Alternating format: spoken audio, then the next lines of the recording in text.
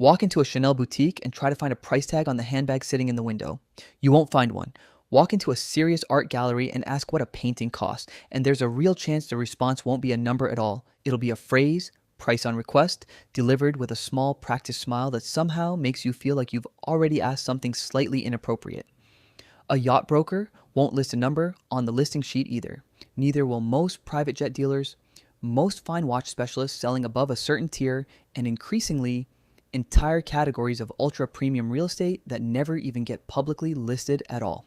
Here's the detail that should genuinely surprise you. This isn't a handful of unrelated businesses independently deciding to be coy. It's a documented, deliberate pricing strategy, taught in luxury marketing programs, studied by consumer psychologists, and defended openly by executives inside the world's biggest luxury conglomerates. And once you understand why the silence itself is a strategy, you'll realize the missing price tag was never an oversight. It was the entire point. I'm going to tell you why luxury brands hide their prices, and I promise you the real answer has almost nothing to do with keeping numbers secret from strangers on the street. Here's what's ahead. I'm going to walk you through the actual psychological research on what happens inside your brain the moment a price becomes explicit, something researchers call desacralization, and why luxury brands treat that moment as something to be managed and delayed for as long as possible. We'll break down the specific mechanism price opacity gives a salesperson, the ability to read you, price you, and negotiate with you completely differently than the next customer through the door, using information you handed over the moment you had to ask. I'll show you where this practice actually comes from, tracing back through the private art world and old money private banking, long before it ever showed up on a handbag. And by the end, you'll understand why the absence of a price tag isn't a gap in information the brand simply forgot to fill in. It's a carefully engineered silence, and the silence itself is doing more psychological work on you than the number ever could. Think of a price tag the way you'd think of a plain, factual label on a bottle of medicine, dosage, ingredients, expiration date, information whose entire job is to be read quickly, understood clearly, and compared instantly against every other bottle on the shelf. That's what a price tag does for a normal product. It converts an object into a comparable, rational, shoppable unit. Now, think of a price the way an oracle in an ancient temple might have delivered a prophecy, not printed on a card for anyone to glance at, but spoken, privately, only to those who approached and asked directly, in a tone that made the asking itself feel like part of the ritual. Luxury pricing, when it's hidden, is functioning far closer to the oracle than the medicine bottle, and that's not a coincidence or a stretch of the metaphor. It's a deliberate choice to keep the price experience personal, spoken, and slightly uncomfortable to request, because every one of those qualities does specific psychological work that a printed number on a tag could never accomplish. There's a concept almost nobody has heard the actual name of, even though nearly everyone has felt its effect at some point without realizing it. Consumer researchers studying luxury and gift-giving behavior have documented something called desacralization, the process by which attaching an explicit price to an object strips away some of the emotional, symbolic, or aesthetic meaning that object carried a moment before the price was spoken. This concept traces back to earlier work in consumer research on sacred and profane consumption, distinguishing between objects we relate to as ordinary, transactional, and interchangeable, and objects we relate to as special, meaningful, almost set apart from ordinary commerce, the way a wedding ring or a family heirloom feels categorically different from a similarly priced piece of jewelry bought off a rack. Multiple studies on gift giving have found that leaving the price tag on a present measurably reduces how the recipient values and enjoys that gift compared to an identical item presented with the price removed, even when the recipient logically knows and could easily estimate roughly what it cost. The number itself doesn't have to be a secret in any absolute sense. What matters is whether it's spoken aloud, printed plainly, and handled the way an ordinary commercial transaction is handled. Because that handling is what signals to your brain whether you're looking at a sacred object or a profane one, and luxury brands have built their entire pricing philosophy around keeping their products firmly on the sacred side of that line for as long as possible. Here's why that distinction matters so much financially, and this is where the strategy starts to reveal its actual mechanics. A profane object Priced plainly invites direct comparison. You see the number, and your brain automatically starts running it against every other number you've seen for similar items, other handbags, other watches, other paintings, converting the purchase into a rational value calculation. This costs this much. Is it worth it compared to the alternative that costs less? A sacred object priced only through a private spoken exchange resists that comparison almost entirely, because comparison requires a stable, visible number to compare against, and a spoken price delivered privately in a hushed showroom framed by a relationship with a specific salesperson who's been getting to know you for the last 20 minutes simply doesn't sit in your memory the same clean, comparable way a printed tag does. You walk out of a Chanel boutique remembering the leather, the craftsmanship story you were told, the way the associate made you feel, and only vaguely, imprecisely, the actual number, which is exactly the memory structure the brand wants you to leave with, because a vague, emotionally anchored memory of a price is far less likely to trigger later regret or comparison shopping than a precise, cleanly remembered number ever would. There's a second mechanism at work, one that's more directly financial and considerably less flattering to how the practice actually gets used, and it comes down to a single word economists use constantly in a completely different context: price discrimination. Price discrimination simply means charging different customers different amounts for the same product based on what each individual customer appears willing or able to pay, and it's one of the oldest, most reliably profitable strategies in the history of commerce, precisely because a seller who can successfully discriminate on price captures significantly more total revenue than a seller forced to charge one fixed number to everyone. The problem for most sellers is that price discrimination requires information about the buyer and requires the buyer not to easily discover what other buyers are paying, both of which are extremely difficult to pull off with a printed price tag sitting right there on the shelf for everyone to see and compare. Hidden luxury pricing solves both problems simultaneously and elegantly. By forcing you to ask, the brand collects information about you in real time: how you're dressed, how you speak, how quickly and confidently you ask the question, whether you flinch or hesitate once you hear the answer, all of which a trained salesperson is reading, consciously or not, to calibrate exactly how hard to push, what add-ons to suggest, and in some documented cases across private art sales and high-end real estate, what number to actually quote in the first place, since the initial figure offered to one buyer isn't always identical to the figure offered to another for the functionally same item. Let me give you a concrete example from an industry where this isn't even subtle: the private art market. Fine art sold through galleries as opposed to public auction almost never carries a visible price, and gallery owners have been remarkably candid in interviews over the years about why. The standard industry answer given publicly is that pricing implies a kind of vulgar commercial framing that clashes with how a gallery wants a visitor to experience the work emotionally and intellectually before any transaction enters the conversation, essentially a public-facing version of the desacralization argument. But galleries have also acknowledged, less publicly, that the private pricing conversation lets them adjust the number based on who's asking, offering a different figure to a first-time visitor testing the waters than to a serious, known collector with a documented buying history, and in some cases adjusting the number specifically based on how the gallery reads a visitor's perceived wealth and seriousness during that initial conversation. Auction houses selling major pieces frequently use a formal version of the exact same practice, listing a work as estimate available on request rather than printing a number in the public catalog,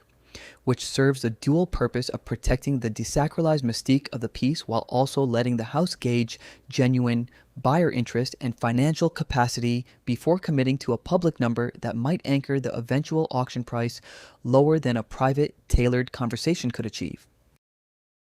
This practice has real historical depth well beyond the modern art world, and tracing it back makes the modern luxury version look less like an invented marketing gimmick and more like the inheritance of a much older tradition.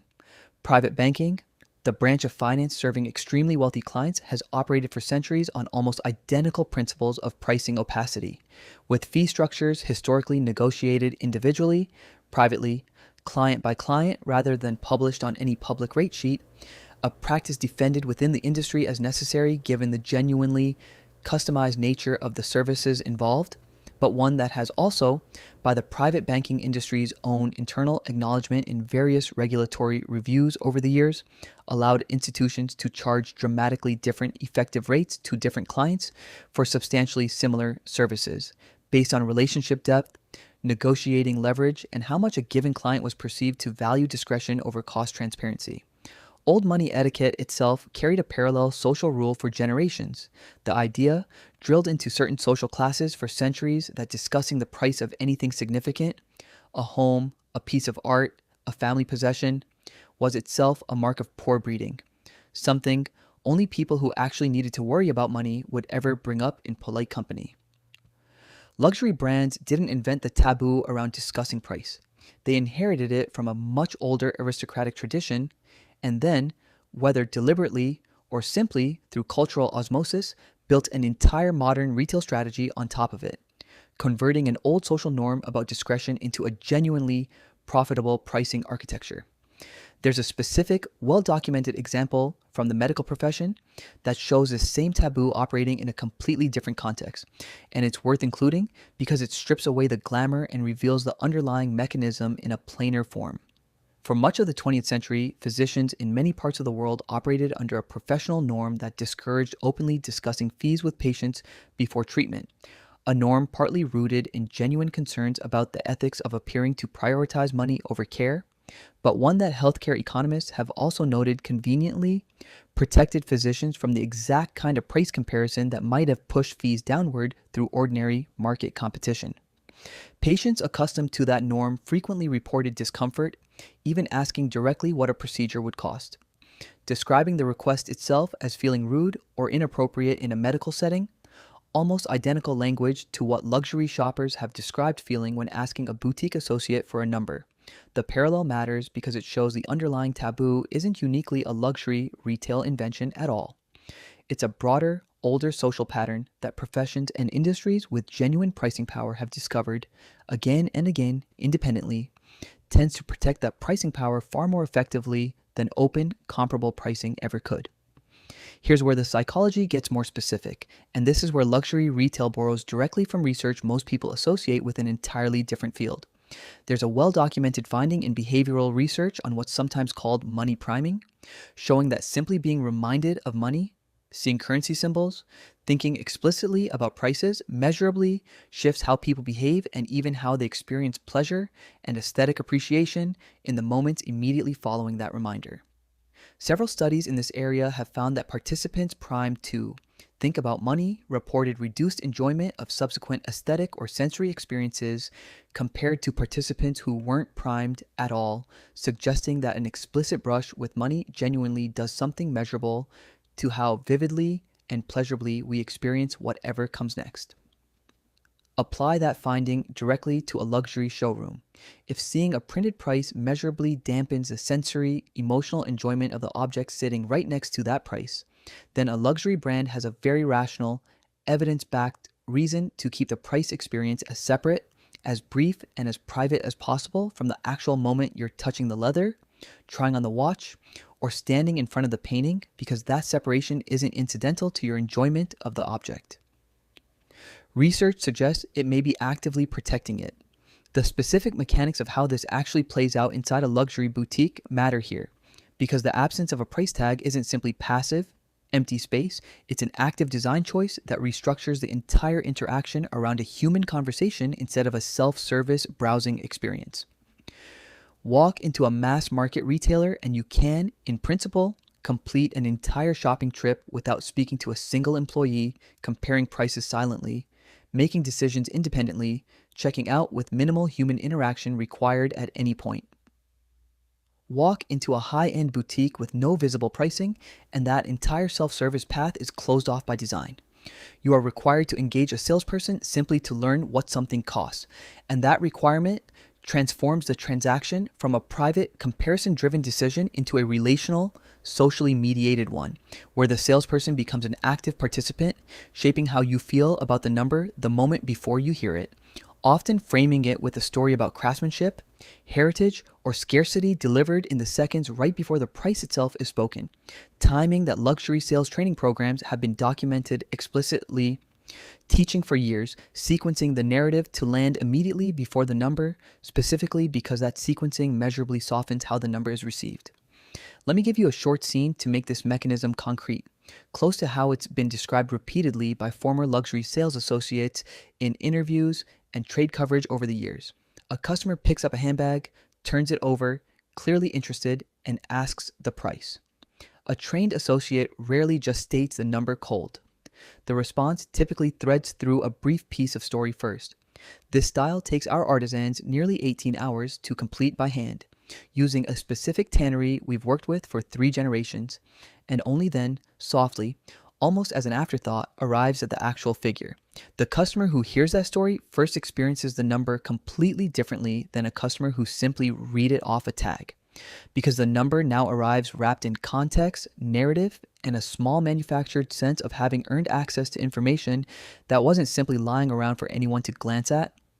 This sequencing isn't a natural conversational accident. It's trained, deliberate choreography, practiced specifically because luxury retailers have found, through years of real-world sales data, that customers who receive the story before the number report higher satisfaction and complete more purchases than customers who receive the number in isolation, even when the actual figure is identical in both cases. Let's look at one more industry where this plays out with particularly high stakes, because it shows the mechanism operating on physical assets worth tens of millions of dollars rather than a handbag or a painting, and that's ultra high-end real estate. A significant and growing share of the most expensive residential property transactions in major global cities never appear on any public listing at all, sold instead through what the industry calls off-market or pocket listings, where a small circle of brokers quietly shares details, including price, only with buyers they've personally vetted as serious and financially qualified. Brokers operating in this space have been candid in industry interviews about the dual purpose this serves: protecting the privacy of ultra-wealthy sellers who don't want their address or financial details publicly searchable, but also, just as importantly, preventing a property from acquiring a publicly visible price history that might anchor future negotiations lower than a series of private, individually tailored conversations could achieve. A property that's been publicly listed and had its price cut once carries that history permanently in public records, visible to every future buyer doing basic research, and real estate economists have documented that publicly visible price cuts measurably reduce a property's eventual sale price beyond the cut itself, because buyers interpret the visible history as a signal of weak demand. A property sold entirely through private, off-market conversations never accumulates that visible history at all, which means every single conversation about price can be approached fresh, tailored to that specific buyer, entirely insulated from whatever number was quietly discussed with the buyer before them. There's a related concept worth naming directly because it explains why this strategy works especially well on genuinely wealthy customers, not just on aspirational shoppers stretching their budgets. Researchers studying luxury consumption have found that for a certain segment of high net worth buyers, the price itself stops functioning primarily as a cost signal and starts functioning almost entirely as a status signal, meaning the actual dollar figure matters less to that customer than the confirmation that the item sits within a category few other people can access at all. For this segment, an openly printed price tag can actually undersell the product psychologically, because a plainly displayed number implies the item is priced for general public consumption, however expensive that number might be, whereas a price that must be requested, delivered privately, implies a category of access closer to bespoke or restricted, regardless of whether the underlying number would actually be identical either way. Luxury pricing opacity in this light isn't purely about extracting more money through negotiation leverage. It's also about preserving the perceived exclusivity tier the object occupies in the customer's mind, since a wealthy buyer choosing between two similarly priced items, one openly tagged and one privately quoted, has been shown in luxury market research to gravitate toward the privately quoted item specifically because the opacity itself reads as a marker of the more exclusive category, independent of the actual number involved. Now, you might be thinking, surely this can't work at every price point. Surely at some point a customer simply needs to know the number to make a rational decision regardless of how it's delivered. And that's a completely fair objection because the strategy isn't universal across all of luxury. There's a documented split in the industry between what's sometimes called aspirational luxury and true luxury, and pricing transparency tends to track that split closely. Entry-level luxury items, a mid-tier handbag, a starter watch, items priced to capture a broader base of aspirational customers reaching for their first taste of a prestigious brand, are frequently priced quite visibly, listed openly on websites and in-store displays because that segment of customers genuinely does comparison shop, genuinely does need transparent information to justify the purchase, and would likely walk away frustrated rather than intrigued by forced opacity. It's specifically at the upper tiers, the rarest handbags, the most complicated watch movements, the private art commissions, the bespoke tailoring, where pricing opacity becomes standard practice precisely because that upper tier is targeting the exact customer segment for whom the psychological and status mechanisms we've been describing actually apply, customers who aren't comparison shopping in the traditional sense at all, and for whom the friction of having to ask is functioning as a feature rather than an inconvenience they're trying to avoid. The real-world data on how effectively this strategy protects margins shows the financial case behind it is more than just theory. Luxury conglomerates, including the major groups that own dozens of premium fashion and jewelry houses, have consistently reported gross margins in the range of 60 to 70% across their top-tier product lines, figures that would be considered extraordinary almost anywhere else in retail, where margins in the 20 to 40% range are typical even for well-run brands. Industry analysts covering the luxury sector have repeatedly connected these exceptional margins directly to pricing power, the ability to set and defend a price largely insulated from direct market comparison, and pricing opacity is one of the clearest tools available for protecting exactly that kind of insulated pricing power. Because a customer who can't easily compare your price against a competitor's price or even fully remember the exact number after leaving the store is structurally far less likely to negotiate hard, walk away over cost, or return later demanding a discount to match something they found elsewhere. The silence around price isn't simply protecting a feeling of exclusivity. It's protecting one of the highest, most consistently defended profit margins anywhere in global retail. There's a final layer worth understanding, because it shows how deliberately this strategy is being defended even as it comes under real pressure from an unexpected direction: the internet itself. Resale platforms, collector forums, and watch and handbag price tracking communities have spent the last decade slowly chipping away at exactly the information asymmetry luxury pricing opacity depends on, publishing crowdsourced transaction data, historical price trends, and second-hand market values for items that brands have never officially priced in public at all. Several luxury executives have acknowledged this pressure directly in earnings calls and industry interviews, describing a genuine strategic tension between the old model of relationship-based, opaque, in-boutique pricing and a newer generation of customers who arrive already armed with resale data pulled from an app before they've even spoken to a salesperson. The industry's response so far hasn't been to abandon opacity. It's been to double down on the parts of the experience that resale data can't replicate. The story, the relationship, the in-person theater of the reveal, betting that even a customer who already knows roughly what a number will be still values and will still pay for the ceremony surrounding how that number gets delivered. Whether that bet continues paying off as price transparency tools keep improving is one of the more interesting open questions in luxury retail right now, and it's worth watching closely because it's essentially a live test of how much of the strategy was ever really about the secrecy itself versus how much was always about the feeling the secrecy was designed to produce. So what do you actually do with this information? Because understanding the mechanism is useful even if you'll never personally be shopping at this tier, and it generalizes further than most people expect. First, recognize the tell itself. Anytime a seller in any category at any price point resists giving you a straightforward number and instead offers a story, a relationship, or a private conversation as the path to learning what something costs, treat that resistance as information in its own right,